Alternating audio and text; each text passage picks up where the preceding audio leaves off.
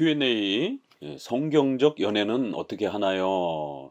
계속해서 우리 10계명 중에서 7계명과 연관된 그러한 결혼의 이러한 또 연애 이런 부분들에 있어서 우리 청년들에게 도움을 드리기 위해서 이러한 또 주제를 여러분에게 함께 소개해 보고 있습니다.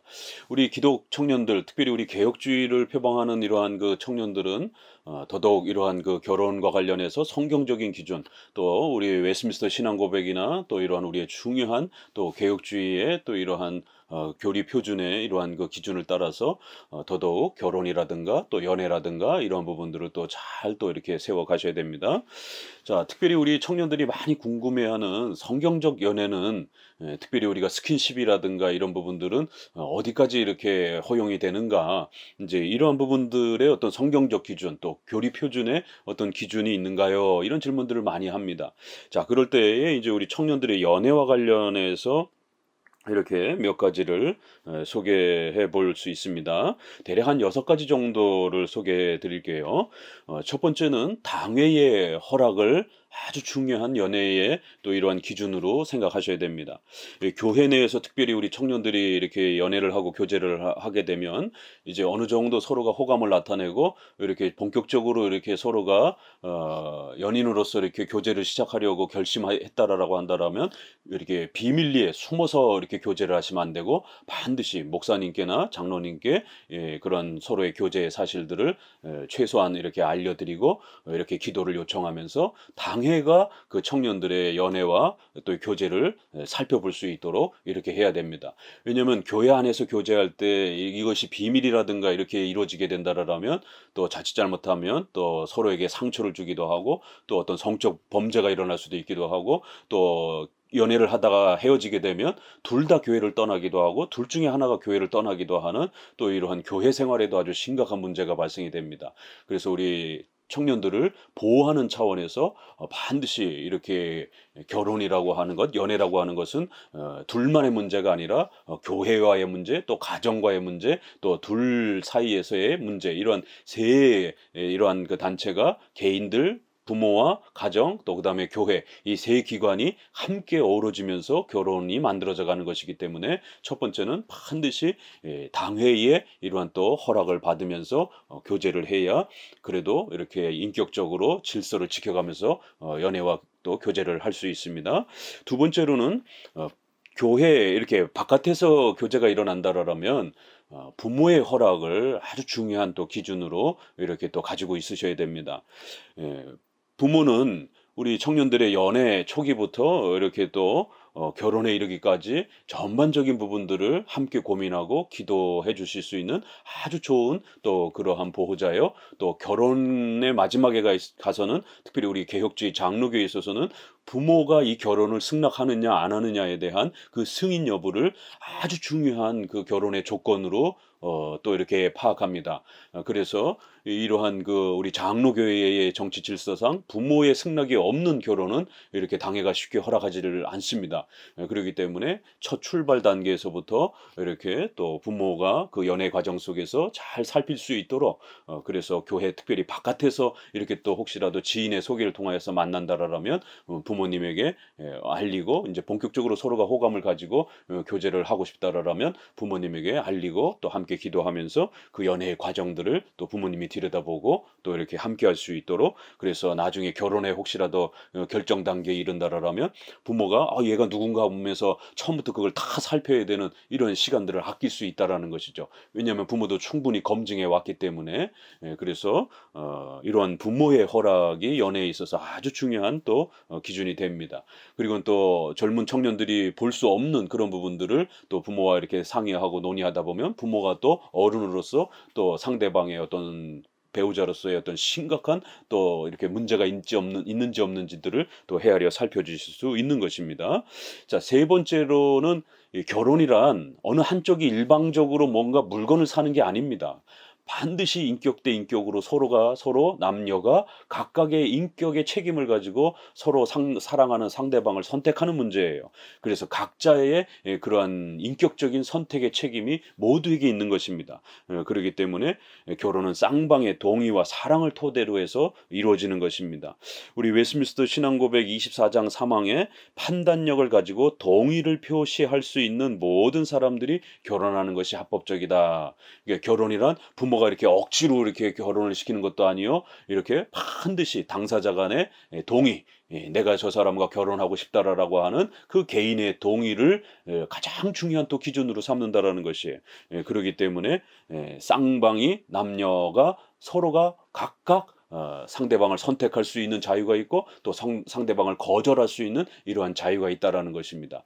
그래서 반드시 서로가 상대방을 좋아하고 살필 수 있는 자유가 있다라는 사실을 명심하셔야 됩니다. 어느 한쪽이 일방적으로 이렇게 막 위협하듯이 이렇게 밀어붙이는 이러한 사귐이나 이러한 그 교제가 돼서는 안 됩니다. 더더구나 현대 사회가 또 이러한 성에 대한 개념들이 굉장히 이렇게 사회적으로 높아졌기 때문에 자칫 스토킹으로 이렇게 과거에는 그것이 짝사랑처럼 이렇게도 비춰질 수도 있었지만 현대 사회의 개념에서는 조금만 선을 넘게 되면 그건 스토킹으로도 또 번질 수 있는 또 이러한 법적으로도 심각한 문제가 발생이 될 수 있습니다. 그래서 상대방을 서로 존중하면서 상대방의 선택을 또 항상 이렇게 존중하면서 이렇게 접근하고 또 서로의 사귐을 가져야 됩니다.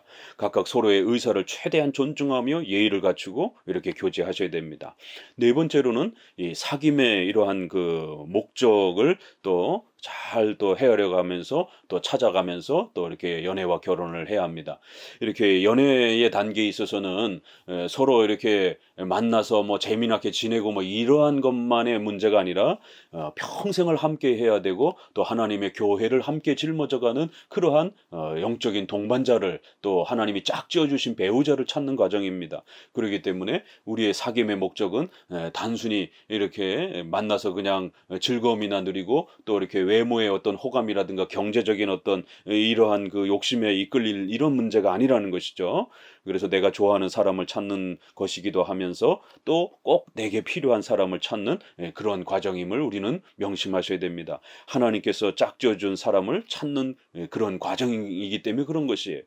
그래서 데이트하면서 서로의 생각, 세계관, 가치관, 또 이러한 교회관, 신앙관, 또 여러 가지 그러한 그 상대방의 생활 습관이라든가 또 이러한 여러 가지 생활 태도라든가 이러한 여러 가지 신앙관의 이런 모습들을 차근히 살펴가면서 평생을 함께 할 수 있는 그러한 또 서로가 서로에게 힘이 되어줄 수 있는 그러한 배우자인지를 부지런히 찾아가는 그런 과정인 것이에요. 그래서 대화할 때도 또 어디에 이렇게 뭐 음식을 먹으러 갈 때도 어디 또 놀러 갈 때도 이런 모든 부분들을 늘 살피고 또 이렇게 또 배우자로서의 기준에 합당한지를 또 이렇게 헤아려가는 그런 과정이라는 것을 이 사귐의 목적을 늘 이렇게 생각하시면서 또 연애를 하셔야 됩니다.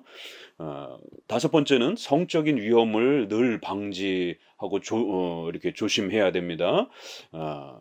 연애는 남녀의 만남이기에 항상 성적인 문제가 이렇게 발생될 수 있습니다. 그래서 그런 성적인 위험이 발생되지 않도록 주의해야 합니다.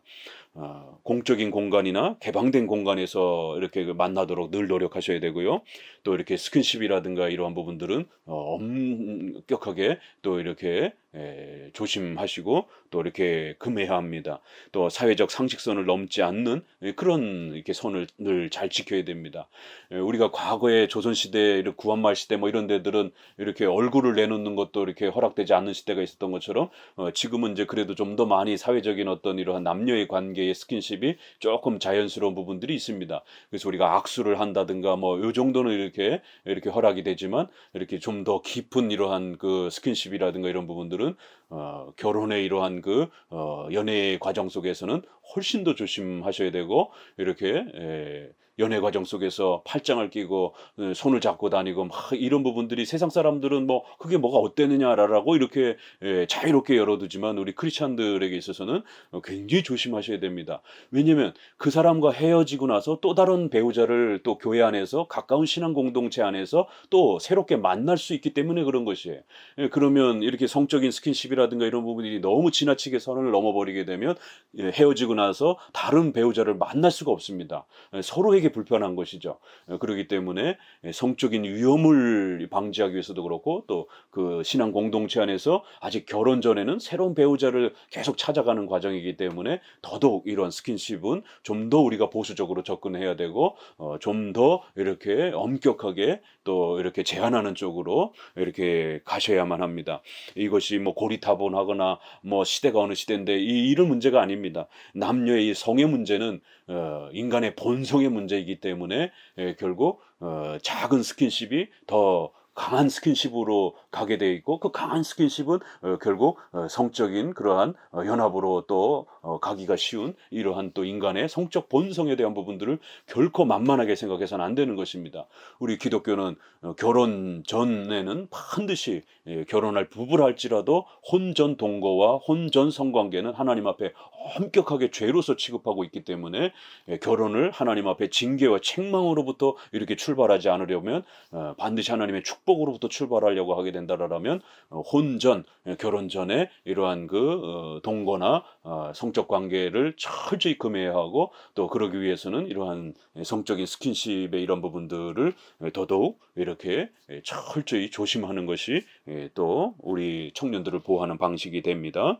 또 여섯 번째로는 헤어질 때 또 조심하셔야 됩니다. 서로 자기와 맞지 않는 것이기 때문에 상대방의 인격을 공격적으로 비난하거나 욕하지 않도록 주의해야 합니다. 성적인 문제에서도 서로 문제되지 않도록 손을 이렇게 잘 지켜가면서 또 이렇게 헤어지셔야 됩니다. 만날 때보다 헤어질 때가 더 어렵습니다.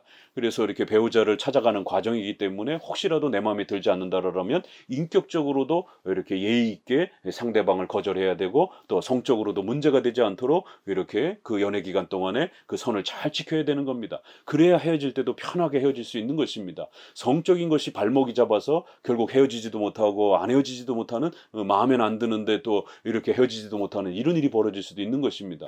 그래서 헤어질 때는 나랑 맞지 않는 것이지 저 개인이 인격적으로 문제가 있었는 건 아닌 것이에요. 그렇기 때문에 상대방을 인격적으로 비난하거나 공격하지 마시고 내 마음에 들지 않는 것을 인격적으로 예의를 갖춰서 전달하고 또 서로가 성적인 부분들에 대해서 깨끗하게 뒤돌아서도 서로에 대해서 아무런 부담과 이런 것들을 느끼지 않도록 성적인 그런 선들을 이런 스킨십의 선들을 잘 지켜내면 헤어질 때도 얼마든지 편하고 또 같은 공동체 안에서 또 다른 사람을 만날 때도 훨씬 또 자유로울 수가 있는 것입니다.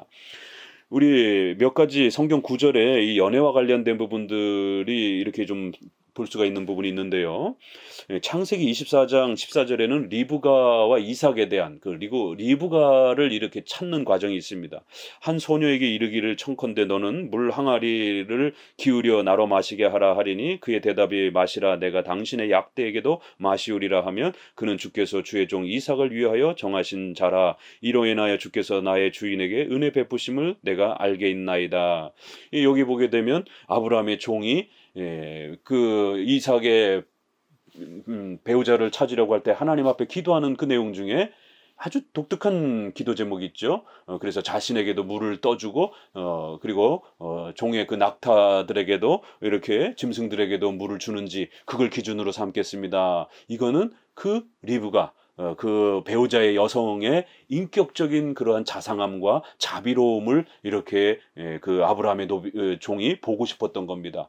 그래서 신앙적인 부분은 이렇게 아브라함의 친척으로 찾아가는 첫 번째 조건인 거고 두 번째는 인격적이고 생활적인 면에서 너무 인색하거나 이러지 않고 정말 짐승에게까지도 이렇게 물을 길러줄 수 있는 옛날은 그렇게 우물을 길어서 물을 퍼서 날라야 되는 거기 때문에 이렇게 여러 마리의 짐승에게 물을 모르는 사람의 이런 짐승의 우물에 물을 퍼서 이 물을 먹인다는 건 이게 쉬운 일이 아닙니다. 그렇기 때문에 그 여성의 자비로움과 그 따뜻한 마음들을 보고 싶었던 겁니다. 그런 부분들이 배우자의 선택에 아주 중요한 또 초점이 된다라는 거죠. 또 야곱과 라헬의 그 유명한 그 과정 속에서 레아는 알력이 부족하고 라헬은 창세기 29장 17절에 곱고 아리따우니 야곱이 라헬을 연애함으로 대답하되 내가 외삼촌의 작은 딸 라헬을 위하여 외삼촌에게 7년을 봉사하리라. 이렇게 해서 야곱이 이렇게 레아와 라헬 중에 라헬을 좀 더 사랑하고 이렇게 또 그 배우자로서 선택해 가는 과정에 이런 자유함이 있는 것을 보게 됩니다. 그래서 본인에게 좀 더 잘 이렇게 맞는 사람, 또 본인이 좀 더 사랑하고 호감을 가지는 사람, 이런 부분을 우리가 하나님 안에서 얼마든지 인격적으로 이렇게 선택할 수 있는 것입니다. 우리 기독교 장로교회는 이렇게 무슨 뭐 음성을 막 듣고 환상을 보고 배우자를 선택하는 그런 신비주의가 아닙니다. 주 안에서 결혼해야 된다라고 하는 신앙의 원칙, 그리고 일반적이고 상식적인 선에서 인격적인 그런 면들을 살피면서 결혼을 하는 것입니다. 마지막으로는 성적인 면과 관련해서 좀 더 이렇게 한번 권면을 하면 다윗의 자손인 아니 다윗의 자녀인 이 암논과 다말의 이 성적 범죄 문제가 성경에 아주 중요한 그 내용으로 있습니다. 오빠인 이 암논이 여동생인 다말을 이렇게 사모해가지고 결국 성적인 폭력을 행하면서 문제가 발생이 됐습니다. 사무엘하 13장 1절에 그 후에 이 일이 있느니라 다윗의 아들 압살롬에게 아름다운 누이가 있으니 이름은 다말이라. 다윗의 아들 암논이 저를 연애하나. 13장 14절 암논이 그 말을 듣지 아니하고 다말보다 힘이 세므로 억지로 동침하니라. 그러므로 암논이 저를 심히 미워하니 이제 미워하는 마음이 이왕 연애하던 연애보다 더한지라. 곧 저에게 이르되 일어나 가라. 다말이 가로되 같이 아니하다. 나를 쫓아 보내는 이 큰 악은 아까 내게 행한 그 악보다 더하다 하되 암논이 듣지 아니하고. 이렇게 해서 암논이 자기 배다른 그러한 누이를 이렇게 다말을 사랑했는데 결국에는 억지로 이렇게 성적인 동침을 했고, 동침을 하고 난 다음에는 결국 그 누이가 여성적인 그런 부분에서 모든 매력을 이렇게 상실했다고 판단됐는지 결국 성적인 범죄를 동침을 하기 전에는 굉장히 그렇게 좋아하다가 결국 성적인 동침이 일어나고 나니까 그 다말에 대해서 아주 이렇게 배타적으로 다말을 거부해버리고 사랑하던 마음들이 그냥 싹 식어져 버리는 이러한 남녀 관계의 어떤 이런 모습들을 성경은 또 이렇게 우리에게 보여주면서, 이렇게 물론 이것은 다른 그러한 흐름의 이야기지만 이 사건 자체 안에 이렇게 남녀가 성적인 이런 부분에 있어서 얼마나 조심해야 되는지, 특별히 이렇게 성적인 부분들이 결혼 전에 이렇게 함부로 발생되어져서는 안 되는, 또 이렇게 남녀 간에 또 이렇게 성적인 부분들이 이렇게 오픈되었을 때 자칫 잘못하면 그런 사랑하는 마음이라든가 이런 부분들이 붕괴되어질 수도 있는, 이렇게 연애하고 사모하던 마음들이 성적인 이러한 그 일들이 벌어지고 난 이후에는 급격히 서로에 대한 호감도가 떨어져 가면서 결국 서로가 싫어지는 이런 일들이 벌어질 수도 있다라는 것이에요.